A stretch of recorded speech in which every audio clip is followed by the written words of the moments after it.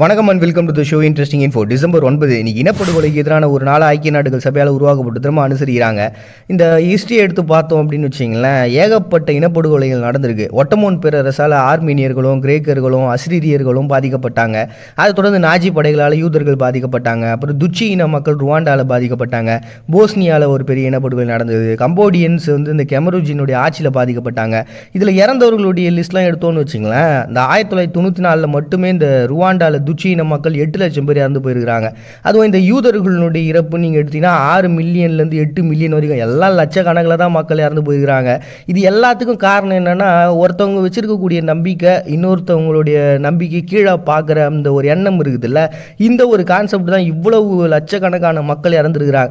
இப்படி நம்ம அதை கால்குலேட் பண்ணோம், நம்மளை சொல்லவே முடியாத அளவுக்கு அவ்வளவு லட்சக்கணக்கில் மக்கள் இறந்து போயிருக்காங்க. இதெல்லாம் சரியான ஒன்று இல்லை அப்படின்னு அந்த வேர்ல்டு வார்லாம் முடிஞ்சதுக்கப்புறம் 1948 ஐக்கிய நாடுகள் சபை எல்லாம் ஒன்றா உட்காந்து பேசி இது ஒரு குற்றமான ஒரு விஷயமா வரையறுத்து அதை பற்றி பேசினாங்க.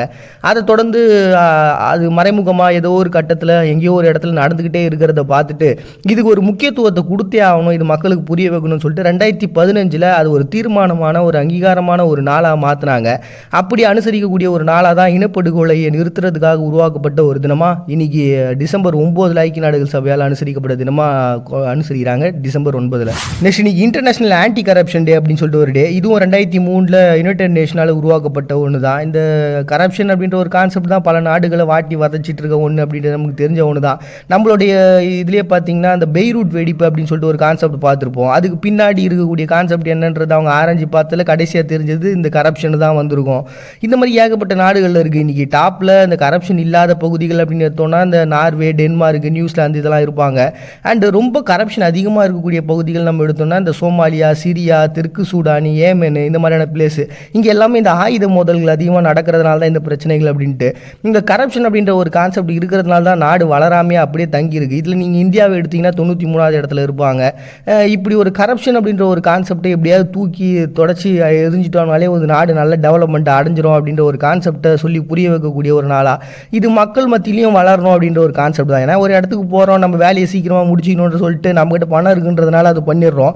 அது இல்லாதவங்க என்ன பண்ணுவாங்க? ஸோ அந்த மாதிரியான ஒரு கான்செப்டை புரிய வைக்கிறதுக்காக உருவாக்கப்பட்டது நம்ம தான் இன்டர்நேஷனல் ஆன்டி கரப்ஷன் டே அப்படின்னு சொல்லிட்டு ஒரு டே அனுசரிக்கிறாங்க டிசம்பர் 9. நெக்ஸ்ட் இன்னைக்கு ஜியாலஜிஸ்ட் டே அப்படின்னு சொல்லிட்டு தஜிகிஸ்தானில் ஒரு டே அனுசரிக்கிறாங்க. இது 1966 சோவியத் யூனியன் இந்த சமயத்தில் அந்த கனிம வளங்கள்லாம் அவங்க கண்டுபிடிச்சாங்க.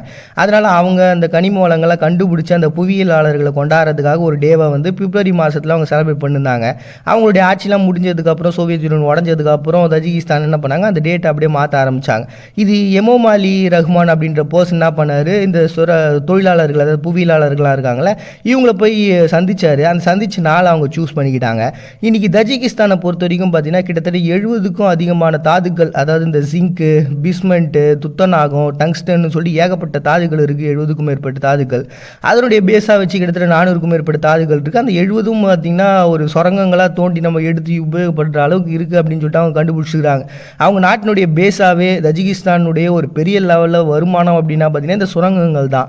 அதனால் அதுக்கு இம்பார்ட்டன்ஸ் கொடுத்துன்னு ஆவாங்க. அதனால தான் பார்த்தீங்கன்னா இந்த ஜியாலஜிஸ்ட் டே அப்படின்னு சொல்லிட்டு அந்த புவியியலாளர்களை கொண்டாடக்கூடிய ஒரு நாளாக வச்சிருக்கிறாங்க டிசம்பர் 9. நெக்ஸ்ட் இன்னைக்கு வேர்ல்டு டெக்னோ டே அப்படின்னு சொல்லிட்டு ஒரு டே. இப்போ அந்த பப்பு பார்ட்டிலாம் போனோம் அப்படின்னா அந்த மியூசிக் டப்புன்னு கலந்து மாற்றி மாற்றி போட்டு பயங்கரமான எந்துவாக ஒரு பெரிய வைப்பை கொடுப்பாங்க. இந்த ஒரு இசை அப்படின்றது 1980க்கு முன்னாடி ஜெர்மனியில் உருவாகிருக்கலாம் அப்படின்ற ஒரு கான்செப்ட் இருக்குது. அதுக்கப்புறம் டெட்ராய்டு, அப்புறம் மிச்சிகன் இதை சார்ந்த இளைஞர்கள்லாம் இதை உருவாக்கியிருக்கிறாங்க, மேம்படுத்தியிருக்கிறாங்க. இது 120லேருந்து 150 ppm வரைக்கும் பார்த்தீங்கன்னா அந்த அதிர்வுகளுடைய மாற்றங்கள் இருக்குன்றலாம் அது டெக்னிக்கல் வைஸ்லாம் வரும்னு வச்சிங்களேன். ஸோ இது பேசிக்காக இந்த ஒரு கான்செப்ட் அமெரிக்காவை சார்ந்த ஜுவான் அட்கின்ஸ் அப்படின்ற ஒரு பர்சன் தான் இது இப்போ நவீனமயமான ஒரு பெரிய வளர்ச்சிக்காக ஒரு காரணமாக இருந்திருக்கிறாரு. ஸோ இப்படி ஏகப்பட்ட விஷயங்கள் இருக்குது. அப்படிப்பட்ட அந்த டெக்னோ இசையை கொண்டாடக்கூடிய ஒரு நாளாக ஒரு பெரிய வைப்பை கொடுக்குற அந்த ஒரு இசையை இன்றைக்கி வேர்ல்டு டெக்னோ டே அப்படின்னு சொல்லிட்டு செலிப்ரேட் பண்ணுறாங்க டிசம்பர் 9. நெக்ஸ்ட் இன்னைக்கு international day of veterinary medicine அப்படின்னு சொல்லிட்டு ஒரு டே. இந்த கால்நடைகளுக்கான மருத்துவம் பார்க்குறது அப்படின்ற கான்செப்ட் பார்த்தீங்கன்னா அப்போ கிடையாது. எகிப்தினுடைய 12வது வம்சம், அதாவது 1991 1802 இந்த வருஷங்கள் கிடையாது, கிமு கிட்டத்தட்ட 4000 வருஷத்துக்கு முன்னாடிலேருந்தே இந்த அனிமல்ஸுக்கெலாம் வைத்தியம் பார்க்குற கான்செப்ட் இருந்திருக்குதான்.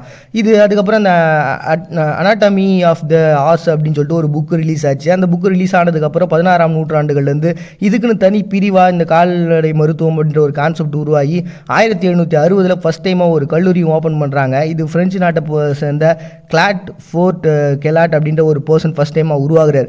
அதை தொடர்ந்து இன்றைக்கி ஏகப்பட்ட கால்நடை மருத்துவர்கள் இருக்கிறாங்க. இது மருத்துவத்தினால தான் நிறைய அனிமல்ஸ்லாம் உயிர் பழிச்சிக்கிட்டு இருக்குது. அந்த அனிமல்ஸ் மூலம் நாம உயிர் பழிச்சிட்டு இருக்கா தான் உண்மை. ஏன்னா இந்த ஆடு மாடு இதெல்லாம் வளர்க்குறது மூலமாக தான் நம்மளுடைய வாழ்வாதாரம் இருந்துன்னு இருக்குது. அப்படிப்பட்ட அந்த ஒரு தொழிலை கொண்டாடணுன்ற ஒரு கான்செப்ட்னாலையும் அந்த மெடிசன் எல்லாம் மேம்படுத்துறதுக்காக உருவாக்கப்பட்டு வருமாவும் international day of veterinary medicine அப்படின்னு சொல்லி ஒரு டேவானு செய்கிறாங்க டிசம்பர் 9.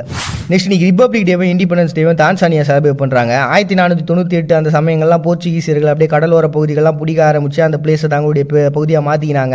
அதுக்கப்புறம் 1699 ஒமானிய அரேபியர்கள் அந்த பகுதிக்கு வந்து போர்ச்சுகீசியர்கள் அந்த பகுதியை விட்டு அனுப்பிட்டாங்க. அதுக்கப்புறம் 19ஆம் நூற்றாண்டில் ஜெர்மன் ஆதிக்கம் வந்துச்சு. 1954 ஜூவியஸ் தேரர் அப்படின்றவங்க அந்த ஆப்பிரிக்க ஒன்றியம் அப்படின்ற ஒரு கான்செப்ட் உருவாகிறாரு. இவர் ஒரு அரசியல்வாதி. அதை தொடர்ந்து 1961 கிரேட் பிரிட்டன் இருந்தும் இந்த சுதந்திரம் அப்படின்றது முழுமையாக அறிவிக்கப்படுது. அப்படியே அறிவிக்கப்பட்ட அந்த ஒரு நாள் தான் ரிப்பப்ளிக் டே இண்டிபெண்டன்ஸ் டே சொல்லி தான்சானியா செலிப்ரேட் பண்ணுறாங்க டிசம்பர் 9. அன்பும் அறமும் கௌரவமாக இருந்த காலகட்டத்தில் மனித இனத்தின் மனதிலும் செயலிலும் கலப்படம் இல்லை.